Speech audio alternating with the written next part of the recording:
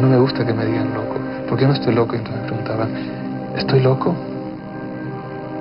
¿Y quién no lo está? ¿Quién no lo está?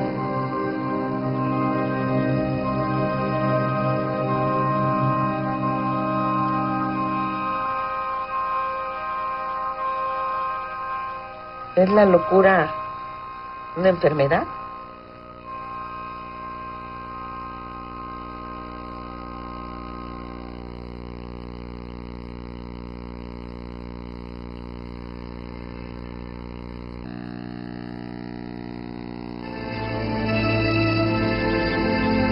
La Castañeda es como un mal sueño en la historia de la psiquiatría mexicana. Es algo de lo que nadie quiere hablar, de lo que se quisieran olvidarnos, porque incluso no hay ni una placa que diga aquí estuvo el manicomio de la Castañeda, ha sido derruido completamente.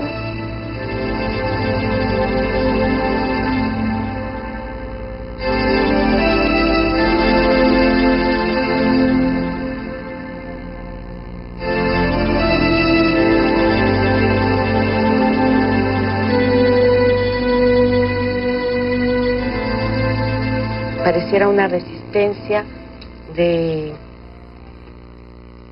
ver esa parte que también es nuestra, esa parte de nuestra historia oscura, oculta, negra, que no queremos voltear a ver, que nos asusta. Era un lugar para que sufrieran. Siempre tuvo muy mala fama el manicomio, hacía como las puertas del infierno. Derrumban el manicomio en 1968, ¿no? Derrumban unos días antes de la inauguración de las Olimpiadas del 68. Se va dejando el manicomio solo, abandonado. Eran 23 pabellones. Hay un edificio central cuya fachada fue llevada piedra por piedra a Mecameca por Arturo Quintana.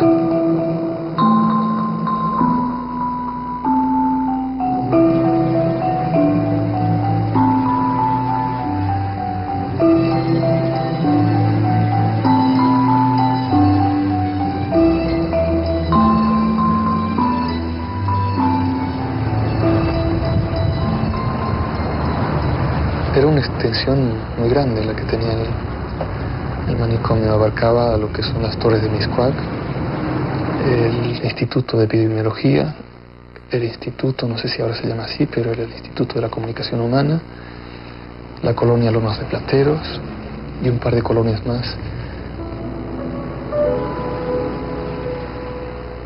Se construyó entonces la Castañeda siguiendo el diseño arquitectónico del equivalente a la Castañeda de Francia, de París, que es Charenton.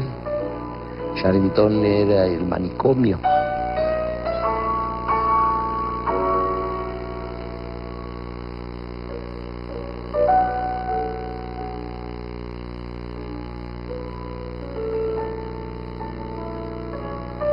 Al igual que 10 años antes Lecumberri, el acto inaugural fue saludado como una confirmación más del progreso.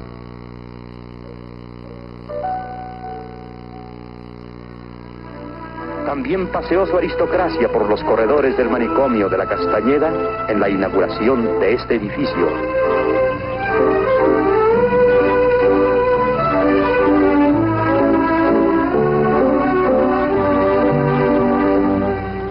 Pero cuando se inaugura el Manicomio General de la Ciudad de México, nadie imaginaba que Porfirio Díaz estaba por abandonar el poder después de casi 3 décadas.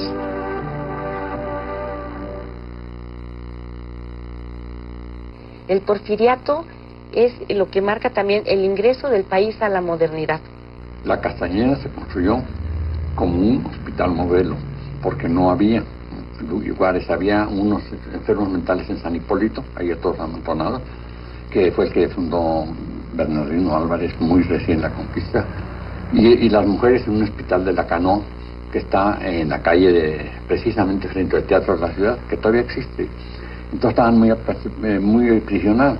Entonces se construyó el manicomio general como un hospital modelo, fue construido en 1910. Tenemos que tomar en cuenta eso. Las grandes ciudades de Europa, que todos los ojos estaban puestos en Europa y en Estados Unidos, contaban con un manicomio moderno. Y fíjense, la locura se relacionaba con el desarrollo, ¿no? Con el progreso.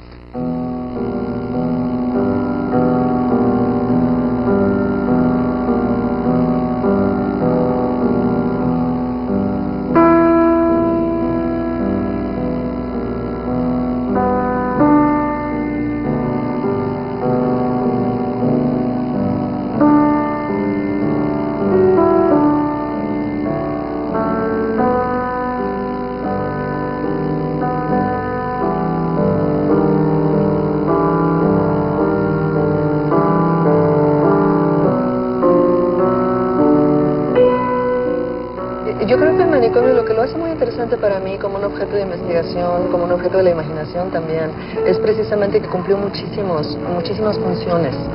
Que hay como varios manicomios dentro del manicomio.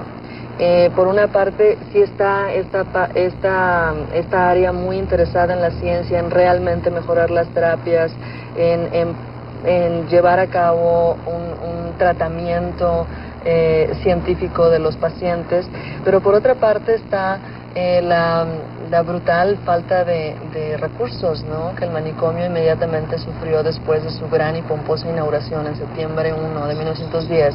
2 meses después viene la revolución y el manicomio se ve tan afectado como todo el país, ¿no? Entonces pierden esta gloria, es demasiado efímera y hace que el manicomio cumpla muchísimas otras funciones. De hecho, una de las principales, yo creo que si uno va analizando los expedientes, es más que institución médica, muy pronto se convierte en una institución de asilo, en una institución que da refugio a los más pobres y a los más destituidos.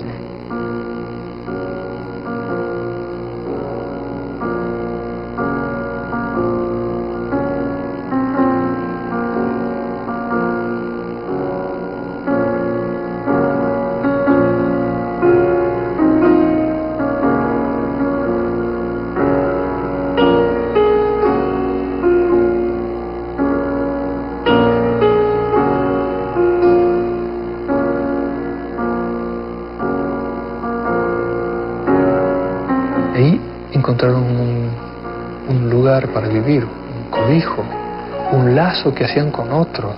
Y no porque lo diga Legrand de Sol, no porque lo diga un clásico de la psiquiatría francesa.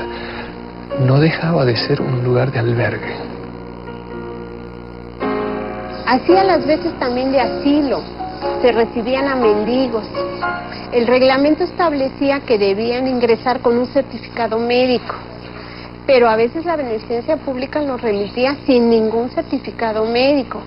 Y la psiquiatría de alguna manera estaba impotente frente a la autoridad que decidía enviar a estos enfermos. Por otro lado, recibían otro tipo de pacientes que provenían de los juzgados o de las cárceles. Una cárcel en el sentido de que se dicta una sentencia y se purgue una condena, pues si lo consideramos metafóricamente o alegóricamente, sí. En el sentido de que un diagnóstico psiquiátrico puede ser una sentencia. Un diagnóstico psiquiátrico, conste que digo puede, no estoy diciendo es a priori.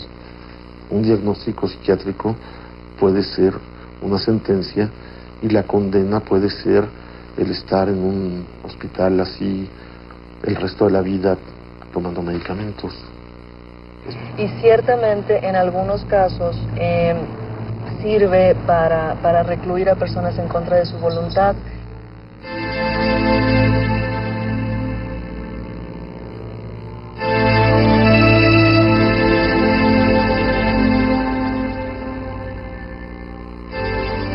Entonces, estos reos que mandaban de los juzgados, de las cárceles, estaban obligados a recibirlos, ¿no? Y los ponían en el pabellón de peligrosos. Pero para la medicina era un problema manejar este tipo de pacientes en una institución tan grande, ¿no? Pero también la otra cuestión es que hay muchísimos expedientes en que resulta muy obvio que los pacientes están entrando y saliendo casi a voluntad. Es más, que regresan en muchos casos debido a que no pueden, la pobreza en la que viven o no pueden encontrar trabajo, etcétera.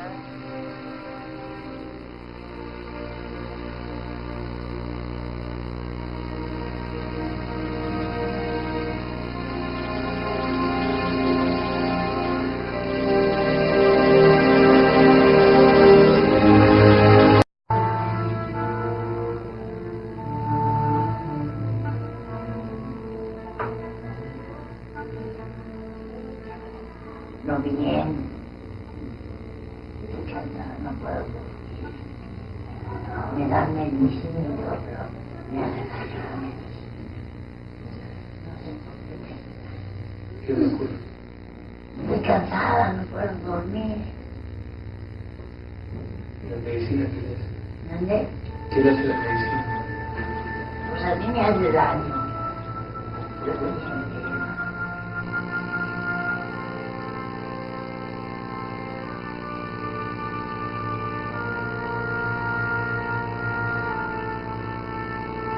Mira, yo cuando empecé a hacer la investigación de la Castañeda, empecé todavía con estas imágenes muy románticas de la locura.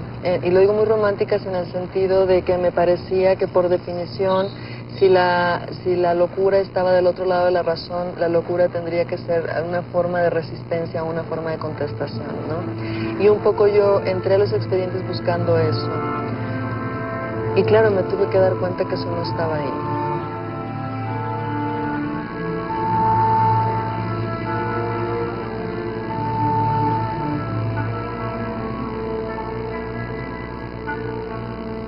Cuando entro a los expedientes clínicos, de lo que me entero, lo que aparece, es como una cuestión de epifanía, son los rostros de los que estuvieron en el manicomio.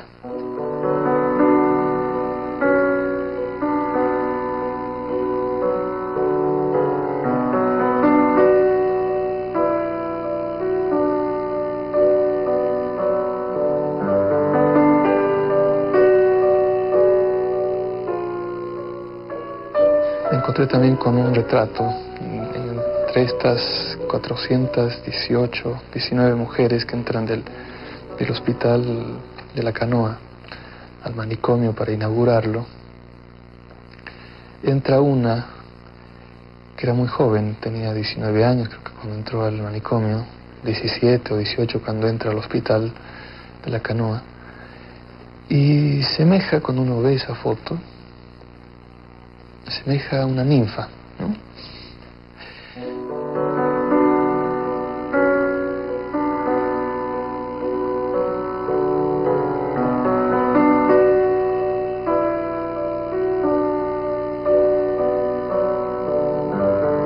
Resulta que uno se encuentra con una coincidencia muy puntual,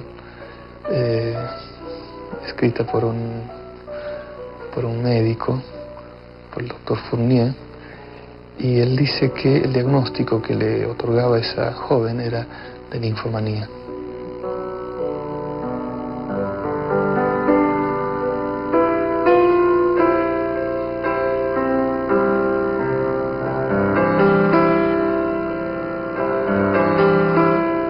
Esta mujer esta ninfa, Consuelo Brum, que entra al manicomio en 1910, lo que hace años después, en 1924, son unas caricaturas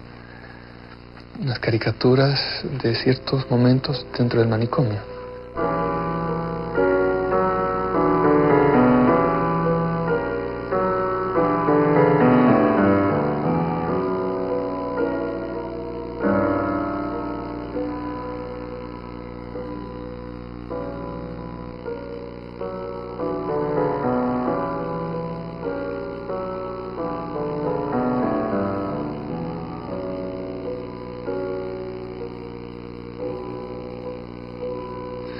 En una de ellas, que también pone un texto, dice lo siguiente: todas las realidades que ve una loca furiosa del manicomio, los baños de tormento llamados por Ibarrola de temperatura.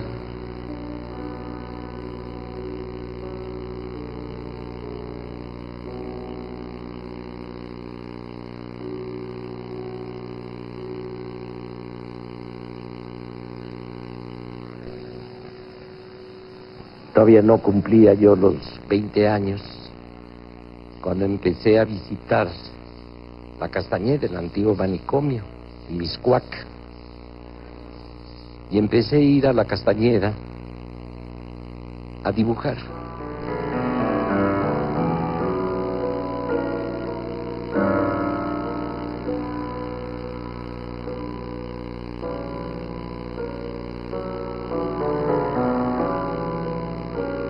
Yo recuerdo escenas verdaderamente terribles. Dibujé incluso a las ninfómanas que estaban aisladas. Las tenían en unos cuartos. Y cuando pasaba yo por ahí, cerca, para dibujarlas a prudente distancia, ellas lanzaban gritos obscenos, ¿no? Que me resultaban muy impresionantes. Como también me resultaba impresionante dibujar a los enfermos mentales cuando estaban recibiendo el electrochoc, ¿no?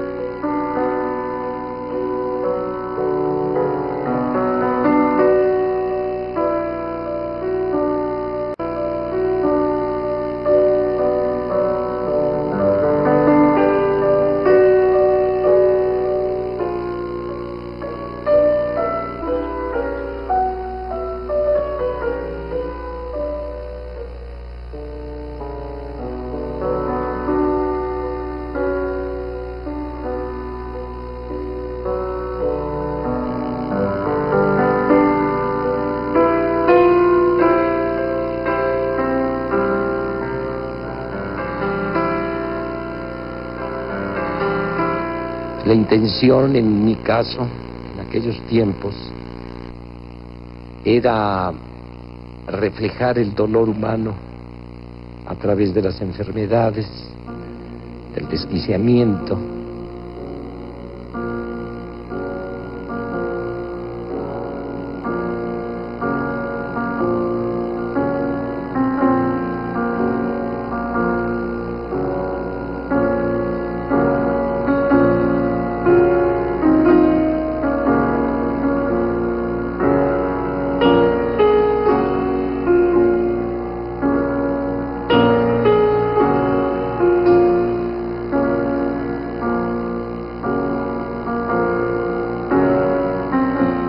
Siempre se ha pensado que la historia es toda aquella que está escrita. Entonces, ¿qué pasa con aquella historia que no está escrita? Parecería que no existe. Sin embargo, está ahí. Sin embargo, la vemos todos los días incluso, ¿no? Fue innegable, pues, enfrentarse la profunda tragedia que encierra la Castañeda, a las múltiples formas de dolor social, de sufrimiento social que se concentran en la Castañeda de esta época. Y también al balbuceo, si no el silencio de la locura, este balbuceo constante, este tartamudeo constante de sistemas de significar al mundo que entran en choque, en colisión con los imperantes o los hegemónicos de la época.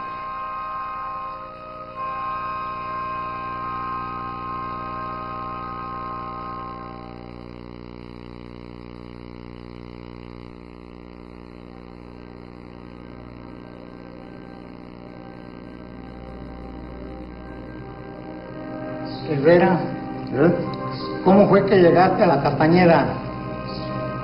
Llegué el 15 de marzo del año de 1950. ¿Y por qué te metieron a la Castañeda? Pues andaba yo en una poca de disculpa, no sé, un tiro loco. Pero a mí me daba pena, ya es que no lo fuera ya difícil que yo, pues si era manicomio.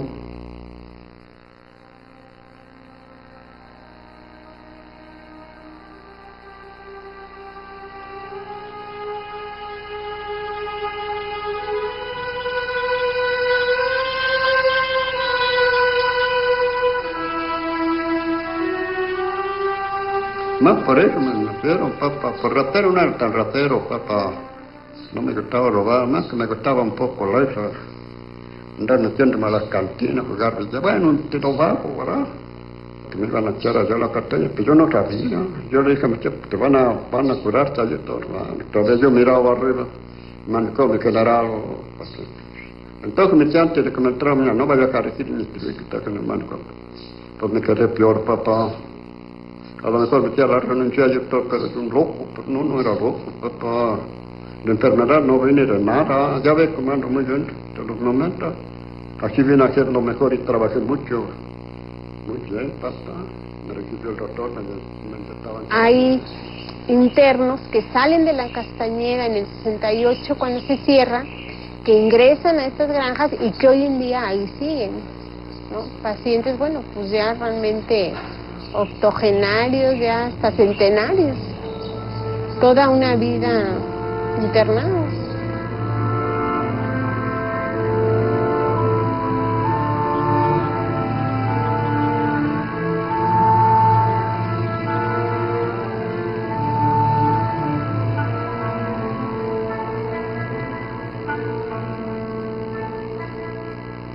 ¿Qué es lo que divide al loco del no loco?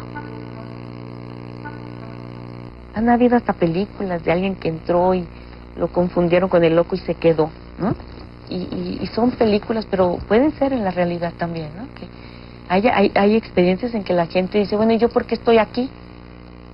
Díganme, platícame, mamá, ¿por qué estoy aquí, mamacita? Hay una carta, ¿no? Y no entiendo, ¿cuándo vienen por mí? ¿Por qué estaba ahí?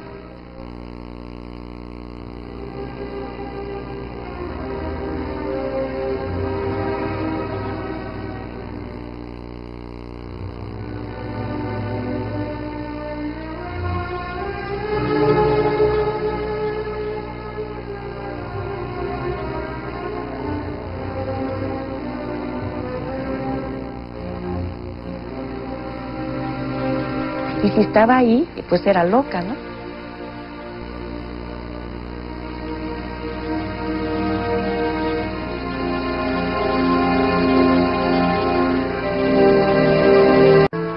La Castañeda fue, yo diría, que así como Pinel, Philippe Pinel, en París, a fines del siglo XVIII, en la plena efervescencia revolucionaria en París, el papel de Pinel fue que fue el partero de la psiquiatría, fue el partero del hospital psiquiátrico del asilo y fue el partero de lo que se conoció de lo que se conoce hoy día como psiquiatría, como rama de la medicina, porque antes no eran los médicos los que atendían a los locos, eran los filósofos, puesto que era una enfermedad del alma.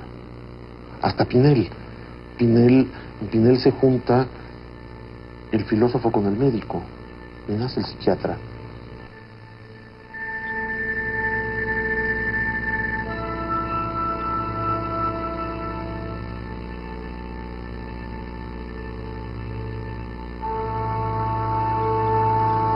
La psiquiatría, tanto en México como en otros países, nace ligada al manicomio. O sea, la psiquiatría no se entiende sin institución manicomial, porque la gran aportación, digamos, de la psiquiatría es decir que el manicomio cura, ¿no? La psiquiatría vende, por así decirlo, al público la idea de que puede curar, pero esta curación se tiene que dar bajo un régimen de aislamiento.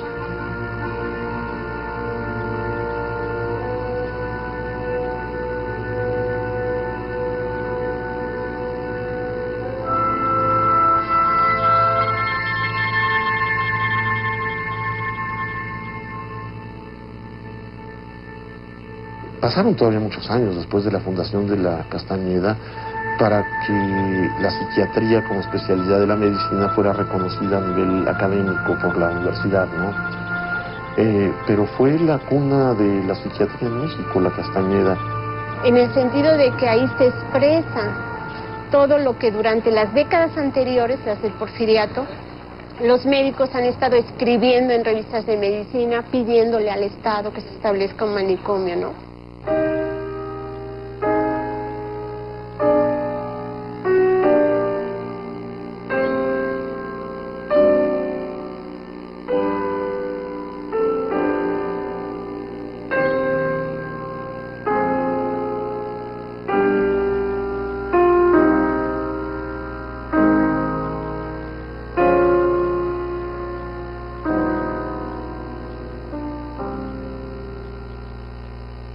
se formaban los médicos que estaban interesados en las enfermedades mentales? Pues en la Castañeda, al calor de la clínica, ¿no? Yo puedo decirles a ustedes que ahí me formé como psiquiatra. En aquel entonces la psiquiatría no tenía casi nada que ofrecer. El hospital tenía varios pabellones de 2 pisos.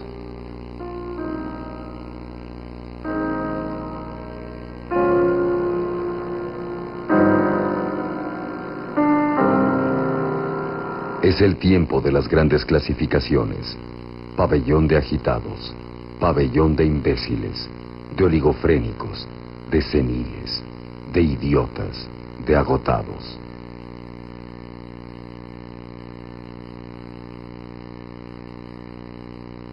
Platón clasificaba la locura en 4 tipos.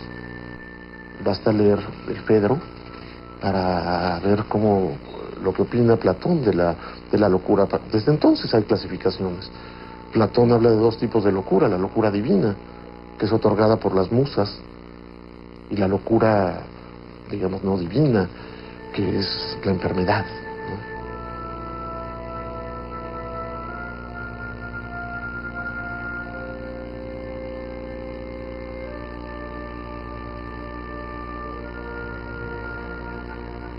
Se internaban a muchas prostitutas, que esas no tenían nada de locas, ¿no?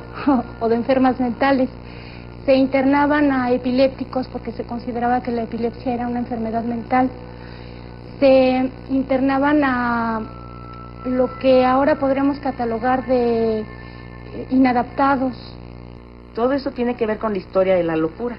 Los orates eran en el México colonial, después ya fueron los locos, los alienados.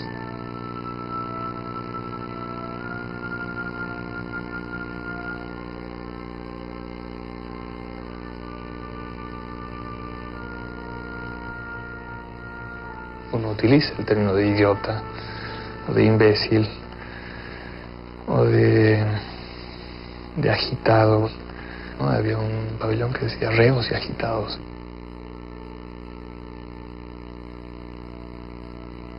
El término de locura me parece no desatinado, porque lo que ahora aparece como enfermedad mental, o discapacidad intelectual, discapacidad mental, o personas con capacidades distintas o capacidades mentales distintas.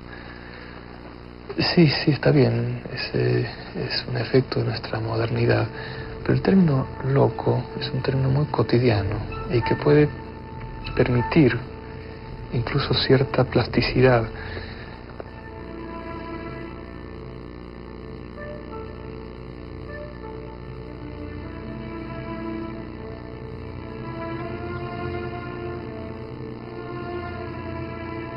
Cuando llegaba algún grupo para visitas,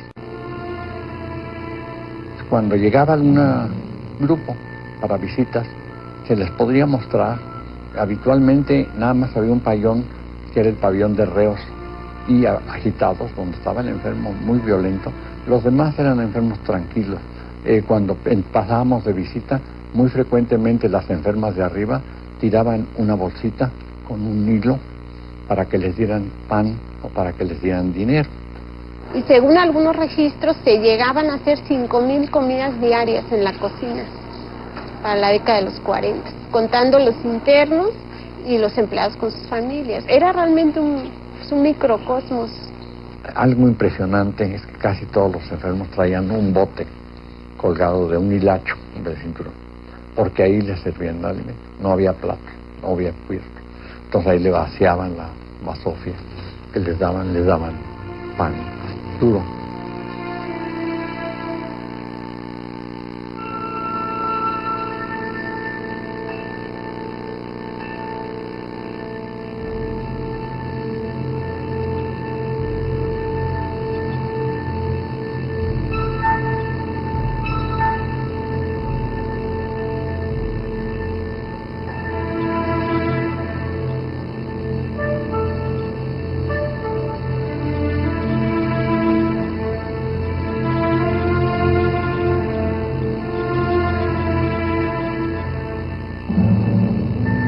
Por ejemplo, en esa época los médicos comentan ante las autoridades de la beneficencia pública que han tenido que retirar las camas de los pabellones para que los pacientes duerman en el piso, con el fin de que ocupen menos espacio y quepan más.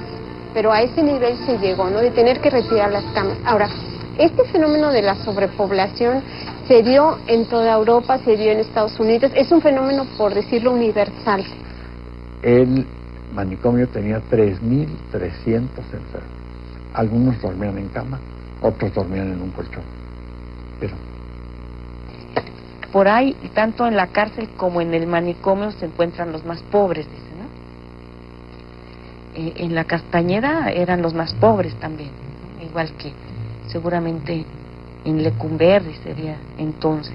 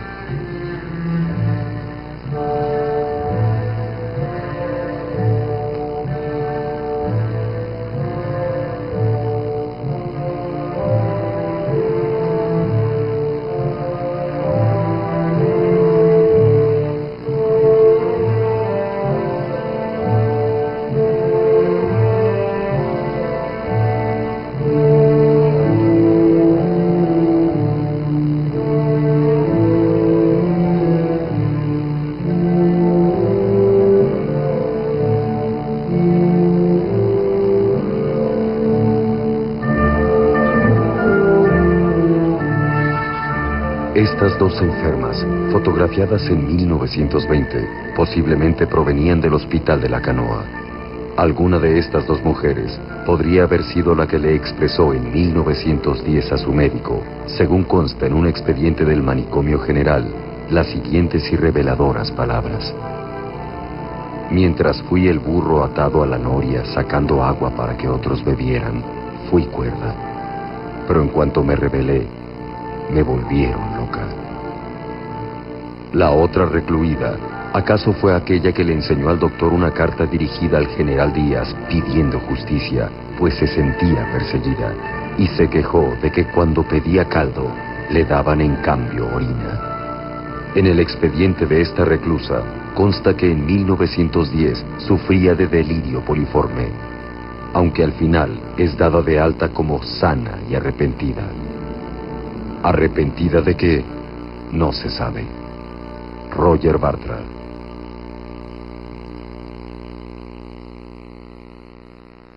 En un proceso de grandes transiciones sociales, culturales, económicas, como están ocurriendo en México del 10 al 30, la definición misma de lo que es normal y no normal es fundamental para el nuevo régimen. Y esa definición de lo que es normal o no normal se establece sobre todo en lugares como la Castañeda.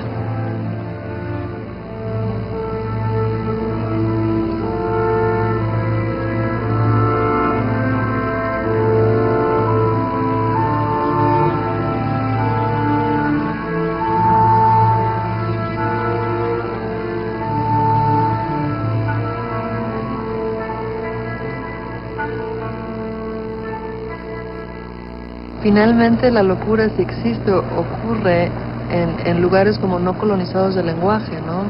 Es parte de su no ser transmitible lo que la hace ser locura.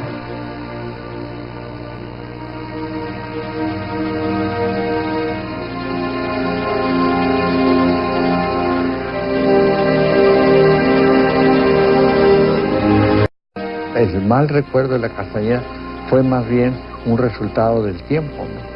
Que no había elementos médicos, los elementos administrativos no eran suficientes, porque si pasó de 800 enfermos en unos cuantos años a 3.300, era imposible.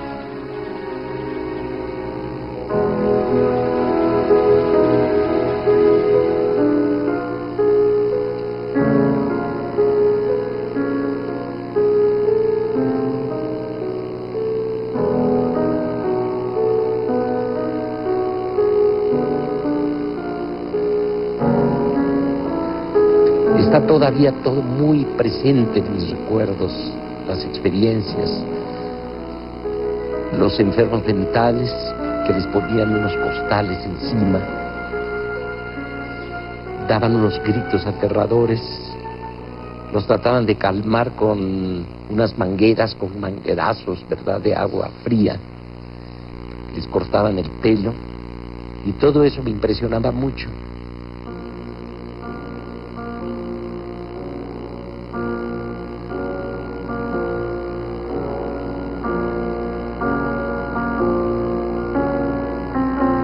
El número de médicos era muy poco. Incluso a veces se dice que en los fines de semana nada más se quedaba un médico de guardia para toda la Castañeda. Cuando yo hice la primera guardia, porque también hice guardias en el manicomio, de 24 horas, y me quedaba yo solo para atender a 3.300 enfermos.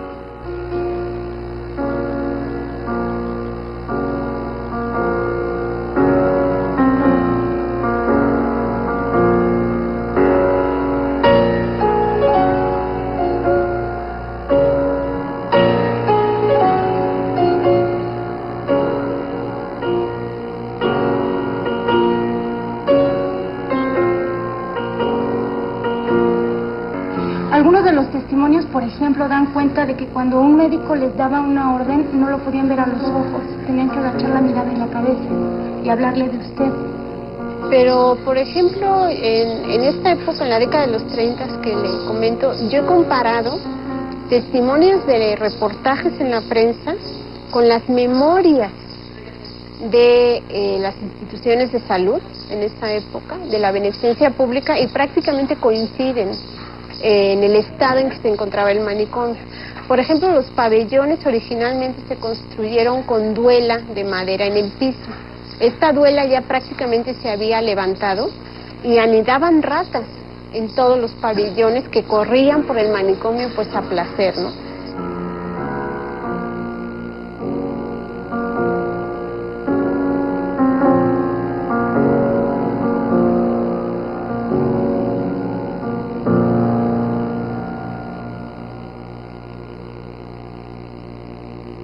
En los periódicos de la época, sobre todo en ciertas épocas, ¿no? Lograban por ahí meterse a la Castañeda y llevar información muy alarmante, muy escandalosa, y muchas de ellas muy bien fincada en hechos concretos, ¿no? Ciertamente yo creo que mucho de la leyenda negra de la Castañeda sale de ahí, sale de las condiciones en que vivían los asilados. Bueno, hay fotos de la época también que van mostrando dramáticamente el deterioro de las instalaciones, historias, relatos sobre las condiciones paupérrimas de la dieta, de los medicamentos, etcétera, y también historias de gente. ¿Qué sucede?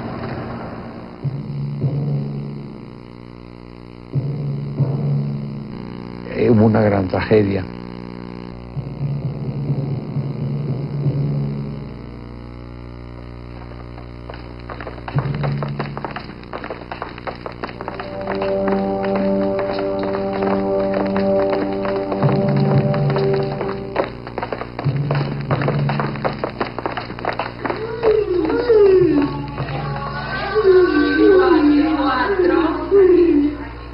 Se le llaman tratamientos de choque. Uno de ellos era el electrochoque, otro era la insulina, coma de insulina. Recibíamos enfermas, se les inyectaba la insulina en dosis crecientes hasta que entraran en coma. Y se dejaban así en estado de coma, pues unos 5 o 10 minutos, y se les sacaba. En una ocasión estábamos tan pobres que le pedíamos a los familiares que llevaran azúcar para poderlo sacar del coma insulínico. Y en una ocasión una enfermera, obviamente sin ningún dolo, agarró una bolsa de papel, creían que era azúcar, y era ácido oxálico para lavar los pisos. Y debo decirte que se murieron todas las enfermeras. Las enfermeras estaban inconscientes, les pasaban. Una gran tragedia, pero totalmente involuntaria.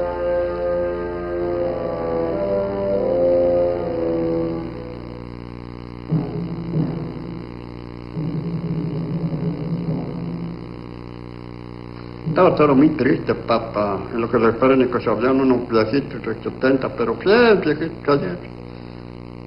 Pues sí, estaba todo muy tristón, ya me daba hambre.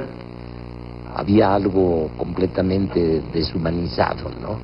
Era una cosa completamente contraria, era como si los loqueros o los médicos mismos que trabajaban en aquellos sitios no los vieran como seres humanos, sino los vieran como algo extraño, como algo raro, porque la locura después de todo es eso.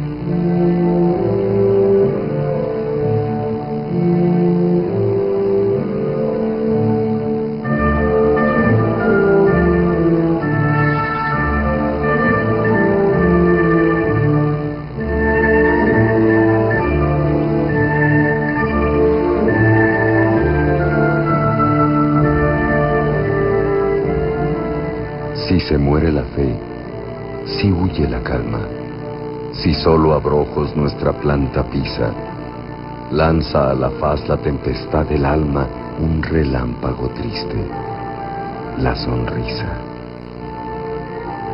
El carnaval del mundo engaña tanto que las vidas son breves mascaradas. Aquí aprendemos a reír con llanto y también a llorar con carcajadas. Juan de Dios Pesa.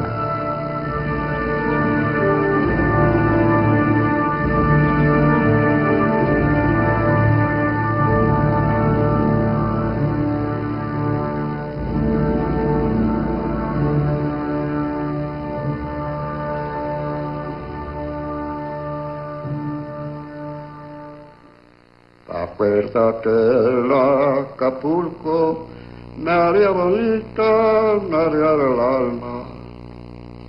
Acuérdate muchos amores con que te arrullan los corazones.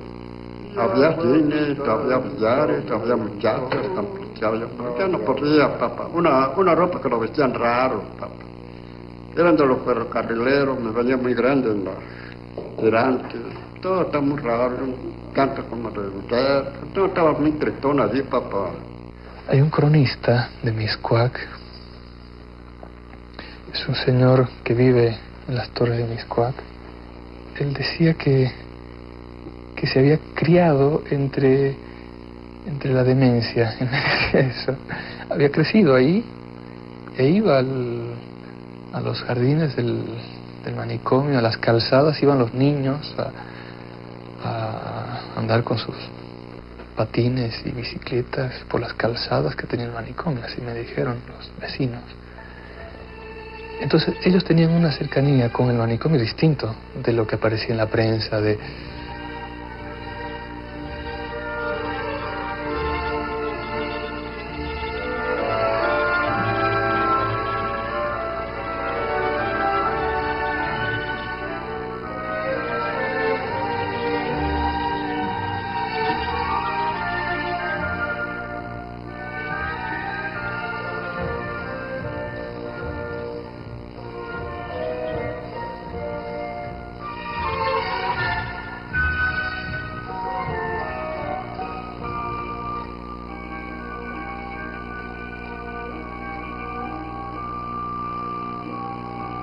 Yo creo que la Castañeda se ganó por derecho propio una fama negrísima, una fama infame, ¿no?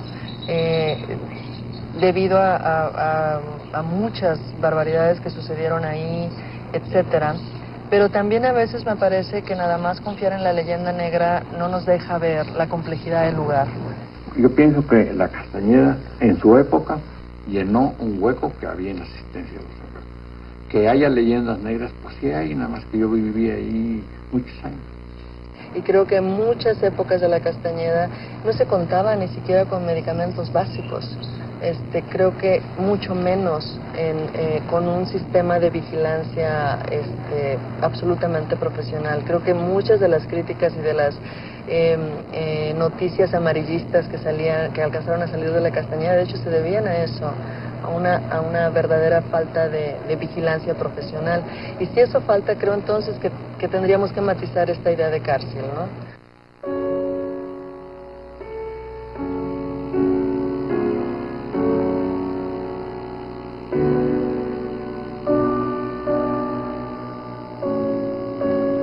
El final de la vida del manicomio, que decía Dionisio Nieto que fue una vida muy corta, derrumban el manicomio en 1968, ¿no? Derrumban unos días antes de la inauguración de las Olimpiadas del 68.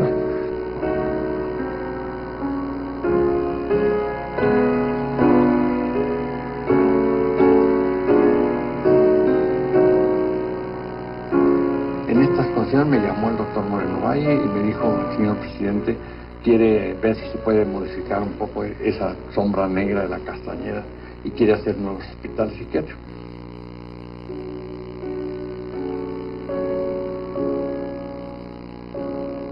Cuando se repiensa todo el proyecto de salud mental del país, que se va a sustituir a la Castañeda por los otros hospitales que ya sabemos, etcétera, que se destruya la Castañeda. Que se acabe con ella de la manera en que se acabó es algo que todavía me resulta muy enigmático, y me parece muy interesante que lo que se haya conservado sea la fachada, ¿no? Que finalmente la Castañeda fue siempre, o sea, desde el inicio, una especie de fachada del régimen, de una importancia fundamental, puesto que su inauguración abre las conmemoraciones del centenario de la independencia del país, ¿no?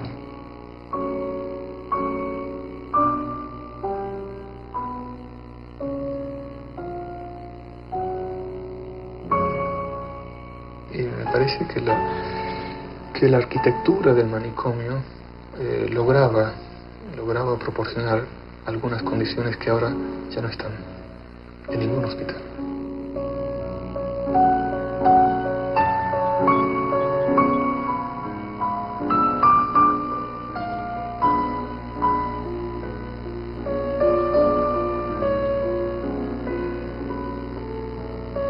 Cuando hablo de locura, yo estoy hablando de un problema social, histórico, cultural, que no puede entenderse más que a través de distintas perspectivas, de distintas miradas.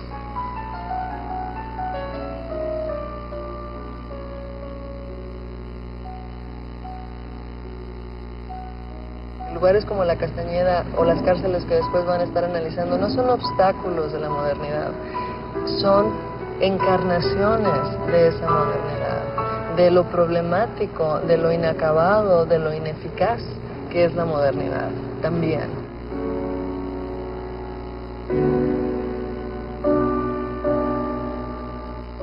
Y son justamente desde los locos los que nos enseñan a nosotros. Entonces, en la medida en que más los ocultamos, menos sabemos de nosotros mismos.